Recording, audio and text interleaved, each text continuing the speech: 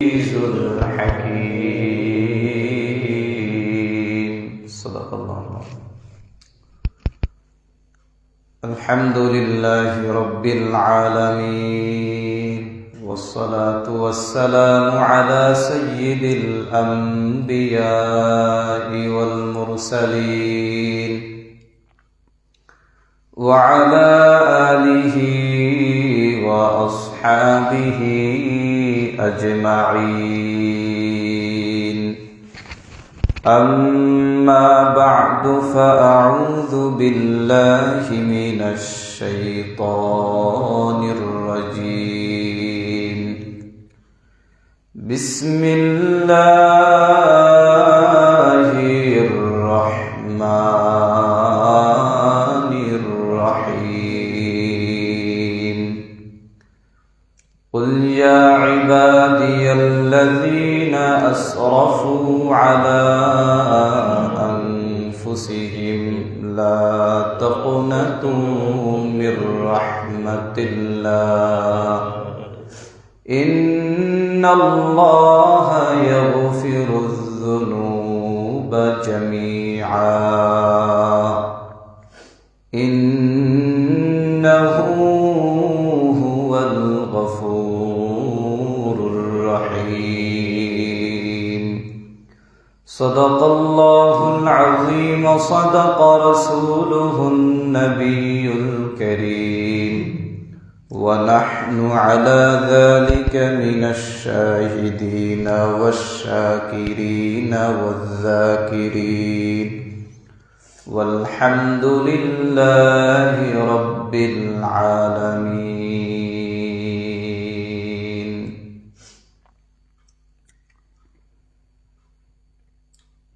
उल्फत में बराबर के वफा हो के जफा हो,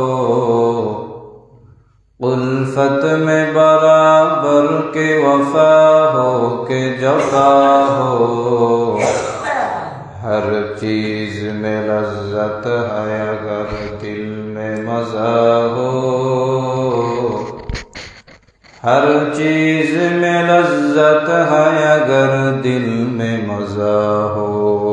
ला इलाहा इल्लल्लाह, ला इलाहा इल्लल्लाह, ला इलाहा इल्लल्लाह, ला इलाहा इल्लल्लाह, ला इलाहा इल्लल्लाह, ला इलाहा इल्लल्लाह, ला इलाहा इल्लल्लाह, ला इलाहा इल्लल्लाह, ला इलाहा इल्लल्लाह, ला इलाहा इल्लल्लाह, ला इलाहा इल्लल्लाह, ला इलाहा इल्लल्लाह, ला इलाहा इल्लल्लाह, ला इलाहा इल्लल्लाह, ला इलाहा इल्लल्लाह, ला इलाहा इल्लल्लाह, ला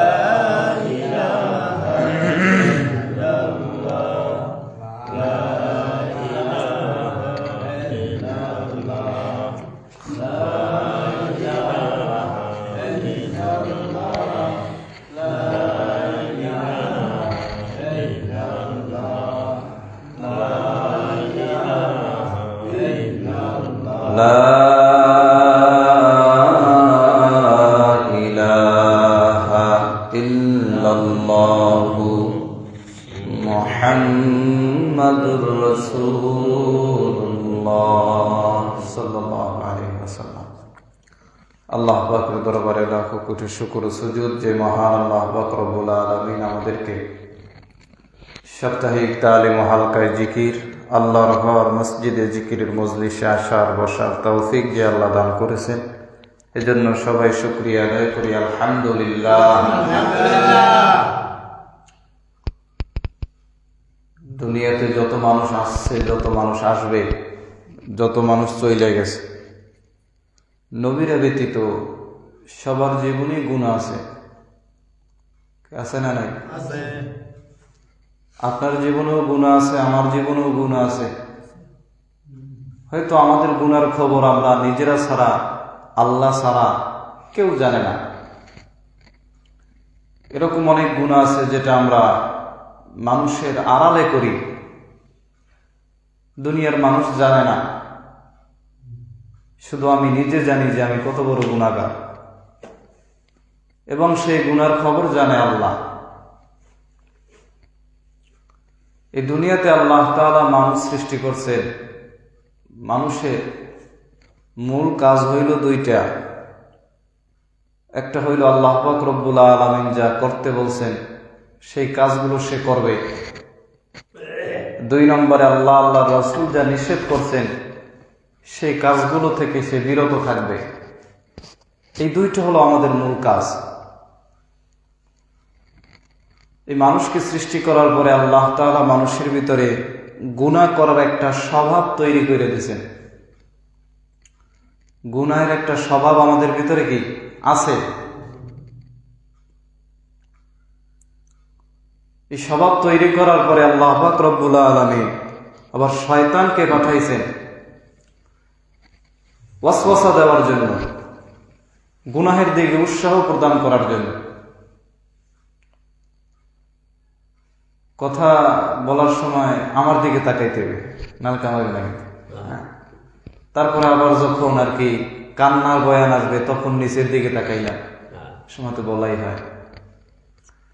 তো শয়তানকে আল্লাহ পাক রব্বুল আলামিন পাঠাইছে কি জন্য? ওয়াসওয়াসা দেওয়ার জন্য, যাতে মানুষকে গুনাহের দিকে ধাবিত করতে পারে। এখন বলতে পারেন যে হুজুর, আল্লাহ দুনিয়ায় মানুষ বানাইছেন আল্লাহ নেক আমল করার জন্য, আবার গুনাহের স্বভাব কেন দিল? গুনাহের স্বভাবও থাকতো না, শয়তানও থাকতো না, নিশ্চিন্তভাবে ইবাদত করতাম আল্লাহ। এটা আমাদের কিন্তু একটা প্রশ্ন।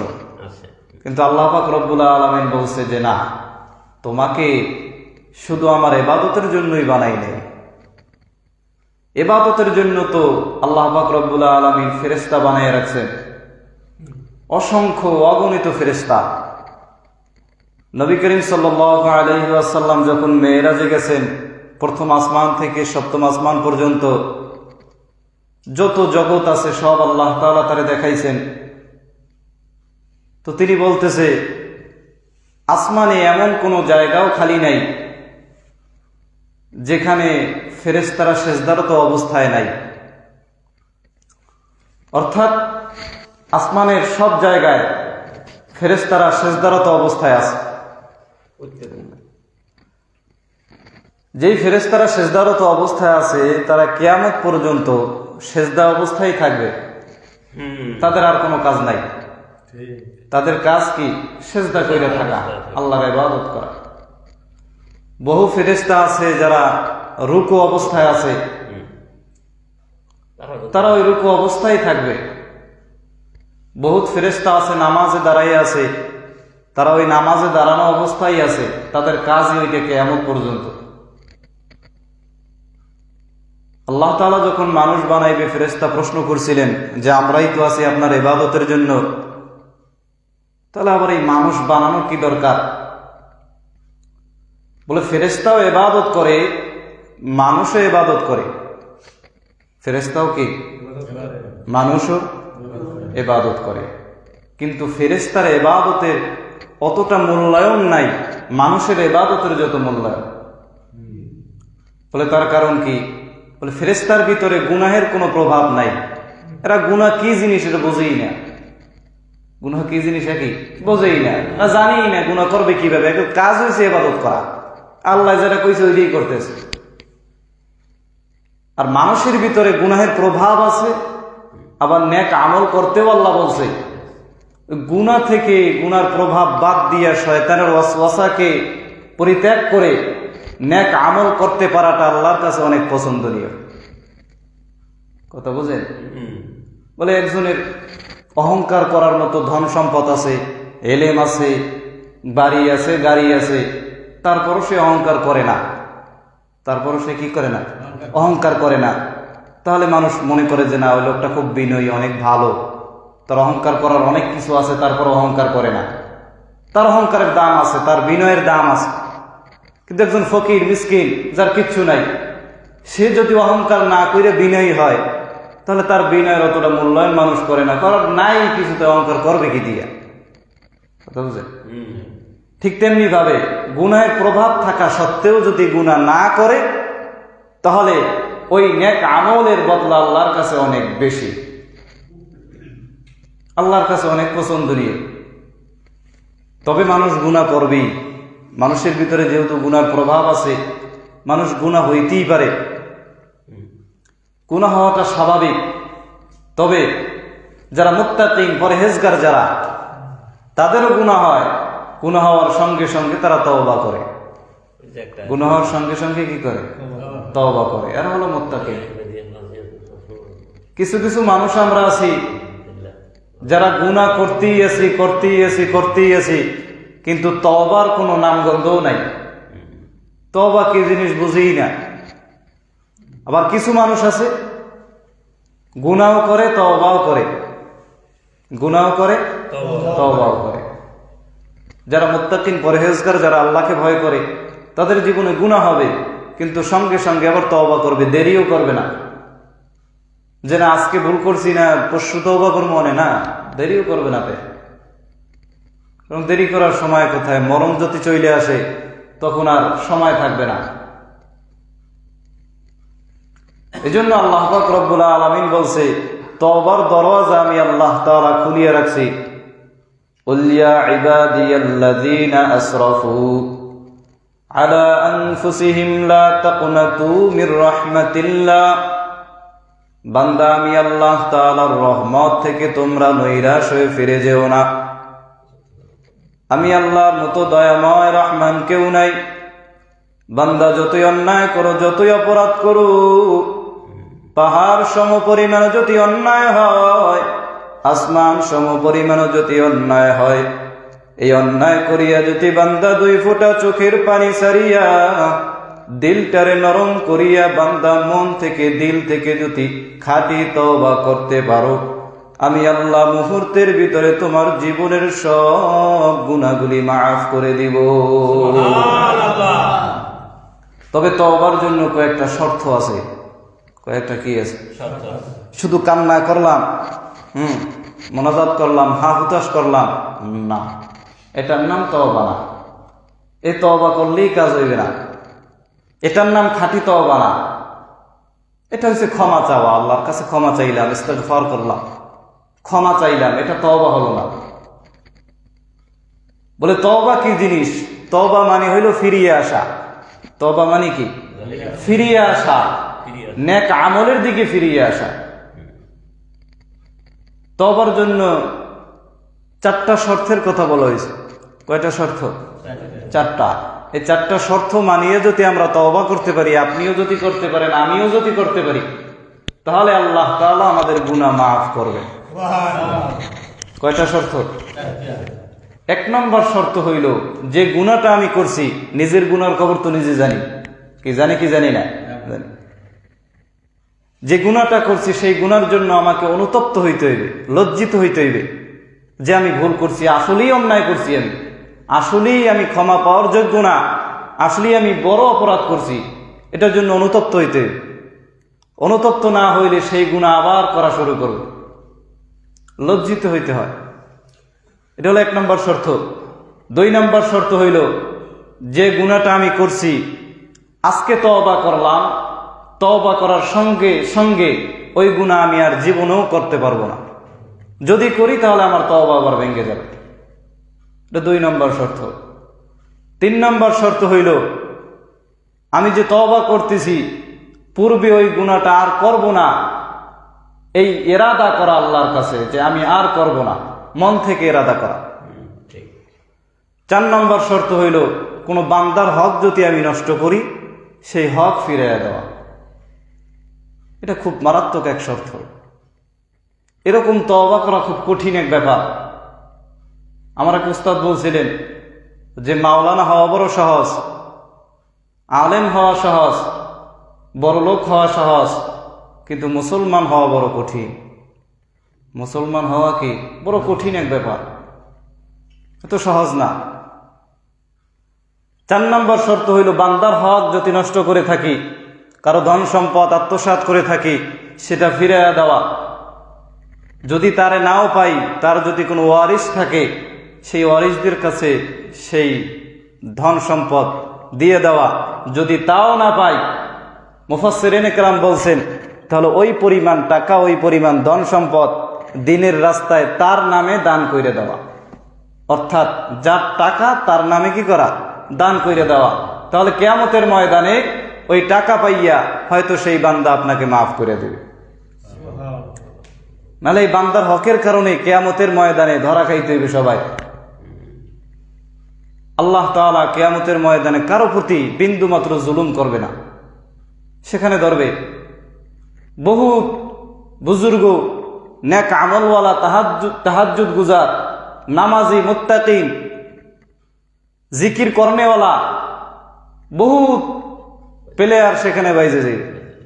ঠিক দেখা যাইবে মানুষের হক নষ্ট করছে, সেই হক দিতে দিতে দিতে দিতে, হ্যাঁ কি হক দেবেন? টাকা আছে পকেটে? কথা আছে? টাকা, হ্যাঁ, জমি জমা আছে, ধন সম্পদ আছে, বাহাদুরি আছে? কিচ্ছু নাই, আছে শুধু নেক আমল। কি আছে? নেক আমল। বলে দে ওরে নেক আমল দে। দিতে দিতে দিতে দিতে নিজে গিয়ে শূন্য। নিজে কি শূন্য? কিচ্ছু নাই হাতে, কিচ্ছু থাকবে না। এজন্য বান্দার হক বড় মারাত্মক জিনিস। বান্দার হক বান্দা মাফ না করলে আল্লাহ মাফ করবে না। এজন্য এটা খুব মারাত্মক এক বিষয়। খাঁটি তওবার জন্য 4টা শর্ত যদি আমরা মানতে পারি, তাহলে আল্লাহ তাআলা আমাদের তওবা কবুল করবে। তবে এরকম তওবা আসতে অনেক মনে চায় না, ঝামেলা, অনেক ধোঁকা। এজন্য আল্লাহর কাছে প্রার্থনা করতে হবে, চাইতে হবে যে আল্লাহ এভাবে খাঁটি তওবা করার তৌফিক আমারে দান করো। আমিন।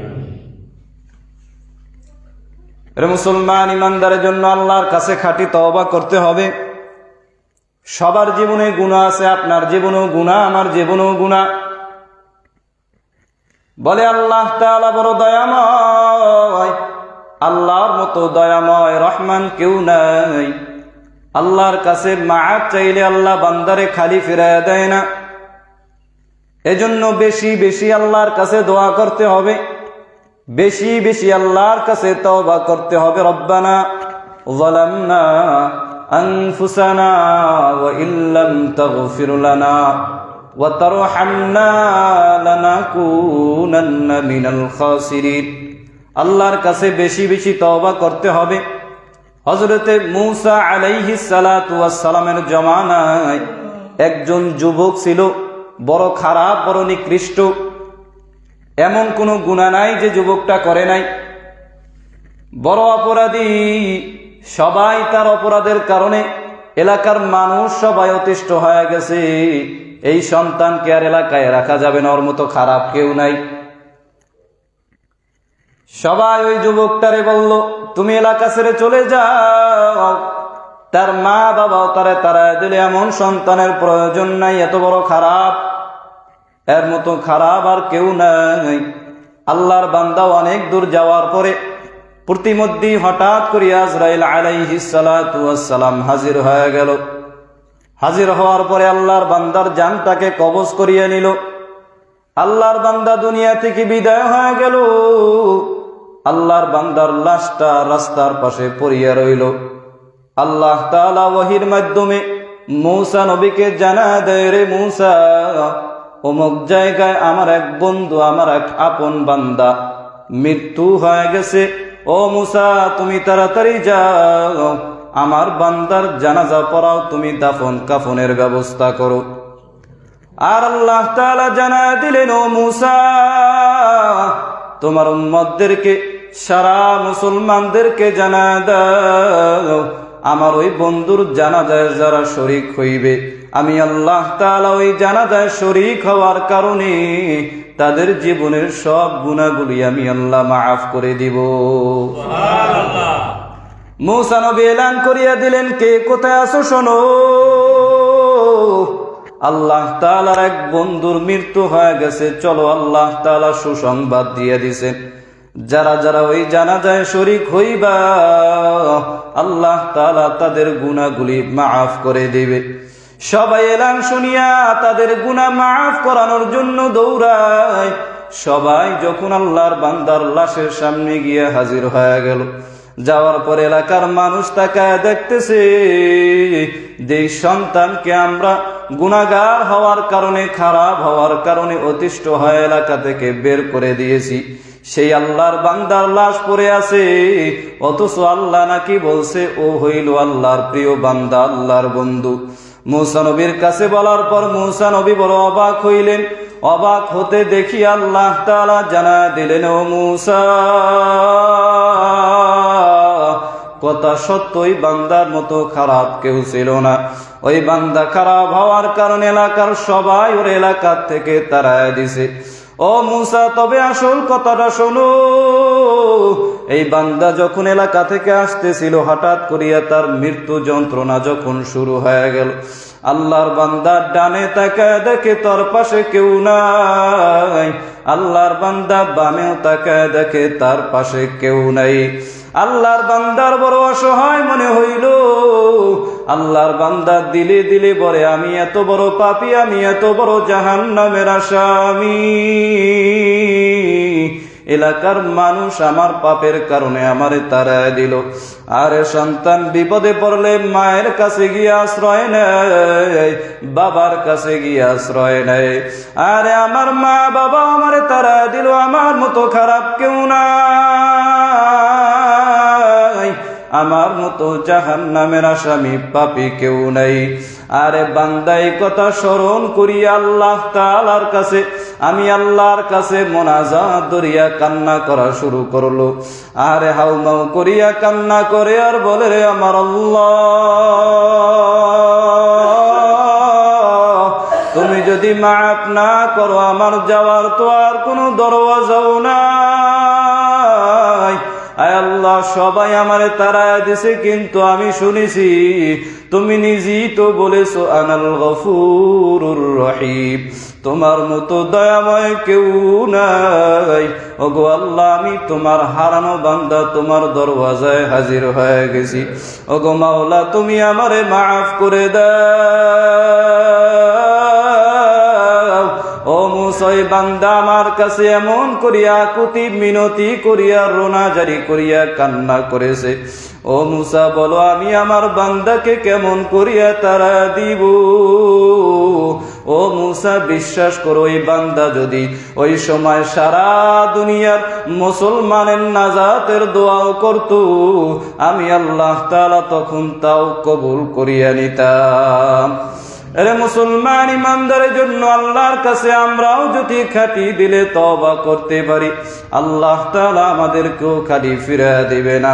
আরে মুসলমান, শয়তান আপনারেও ধোঁকা দেয়, আমারেও ধোঁকা দেয়। আজকে না কালকে তওবা করব, না না পরশু তওবা করব, এরকম ধোঁকা দিতে দিতে কত মানুষ তওবা করব বলতে বলতে তওবা না করিয়া এই দুনিয়া থেকে বিদায় হয়ে গেল। আরে কত বান্দা নামাজ পড়বো বলতে বলতে নামাজ না পড়িয়া এই দুনিয়া থেকে বিদায় নেয়। কত বান্দা রোজা রাখবো বলতে বলতে রোজা না রাখি এই দুনিয়া থেকে বিদায় হয়ে গেল। এরে মুসলমানের জন্য এই মজলিসে বসিয়া আমিও তওবা করব, আপনারাও তওবা করবেন।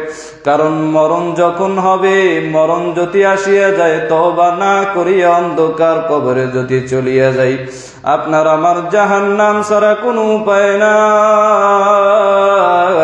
ওই জাহান্নাম যেহেতু কেউ সহ্য করতে পারবো না, এজন্য মৃত্যুর আগে আল্লাহর কাছে তওবা করতে হবে। এজন্য ওই মরণের ভয় অন্তরে ঢুকাইয়া চোখের পানি সারিয়া আল্লাহর কাছে তওবা করতে হবে। রে মাওলা, আজরাইল কখন চলিয়ে আসে সেটা আমারও জানা নাই, আপনারও জানা নাই। আর জানে বামে তাকায় দেখলাম কত বন্ধু বান্ধব অন্ধকার কবরে চলিয়া গেল। আর ছাত্র জীবনের কত ছাত্র ভাই ওই অন্ধকার কবরে ঘুমায়। কর্মজীবনের কত বন্ধু অন্ধকার কবরে চলিয়া গেল।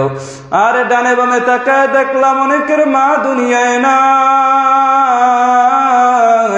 অনেকের বাবা দুনিয়ায় নাই। কত আত্মীয় স্বজন অন্ধকার কবরে চলিয়ে গেল। আর একদিন আমারও যাওয়া লাগবে, পালাবার কোনো সুযোগ নাই। এজন্যই কবরে যাওয়ার আগে কবরের সামান জোগাড় করিয়া তারপরে রওনা দিতে হবে। কারণ ওই কবর বড় ভয়ঙ্কর ঘর, ওই কবর হইল অন্ধকারের ঘর, জাহান্নামের আগুনের ঘর। এরে মুসলমান ইমানদার, আজকে দুনিয়ায় একটা অন্ধকার ঘরে আমি একা থাকতে পারি না, বড় ভয়। দুনিয়ার ঘরে লাইট নষ্ট হয়ে গেলে তাড়াতাড়ি লাইটের ব্যবস্থা করা হয়, কারণ অন্ধকারে থাকা যায় না। বিছানার চাদর নষ্ট হয়ে গেলে তাড়াতাড়ি বিছানার চাদরের ব্যবস্থা করা হয়, কারণ খারাপ বিছানায় শোয়া যায় না। এরে মুসলমান ইমানদার, কিন্তু অন্ধকার কবরের সাথীও নাই, বাতিও নাই।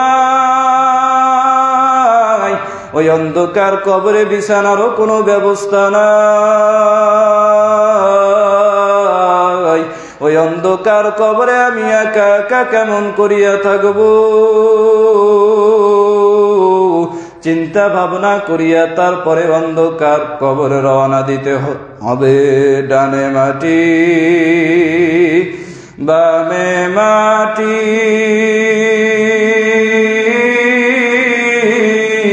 নিচে মাটির বিছানা, উপরেতে চাপা মাটি, ভেগে যাওয়া যাবে না। আর ওই অন্ধকার কবরে একা তো থাকতেই পারবো না। ওই অন্ধকার কবরে আযাব বড় ভয়ঙ্কর। আল্লাহ তাআলা বলছেন, নারুল্লাহিল মুকাদা, এই আগুন হলো আমি আল্লাহর আগুন, জাহান্নামের আগুন আমি আল্লাহর তৈরি করা আগুন। এ বান্দা, দুনিয়ার সামান্য আগুনই সইতে পারো না, আর বান্দা ওই জাহান্নামের আগুন কেমন করিয়া সহ্য করবি? এজন্য জাহান্নামের আযাব বান্দা আমিও সইতে পারবো না, আপনিও সহ্য করতে পারবেন না। এজন্য আল্লাহর কাছে আমিও তওবা করি, আপনারাও তওবা করেন। আল্লাহ, আর জীবন গুনাহ করবো না, নেকির কাজ ছাড়বো না, মা বাবার খেদমত করবো, 5 ওয়াক্ত নামাজ জামাতের সহিত আদায় করবো, নবীর সুন্নাত ওয়ালা জিন্দেগি গড়ব। তওবা করার যদি খাঁটি নিয়ত হয়, মুনাফিকি যদি না থাকে, খাঁটি দিলে তওবার নিয়তে দুটো হাত আমার আল্লাহরে দেখায় দেন। আয় আল্লাহ, আমাদের সকলের হাতগুলি কবুল করে নেন, আমাদের তওবা কবুল করে নেন, তওবার উপরে মজবুত হয়ে চলার তৌফিক দান করেন, আমিন। দুরূদ শরীফ পড়ে আল্লাহুম্মা সাল্লি আলা وحبيبنا ومولانا محمد صبر وأصحابه وبارك وسلم. اللهم صل على سيدنا ونبينا وشفيعنا وحبيبنا ومولانا محمد صلى الله عليه وعلى آله وأصحابه وبارك وسلم.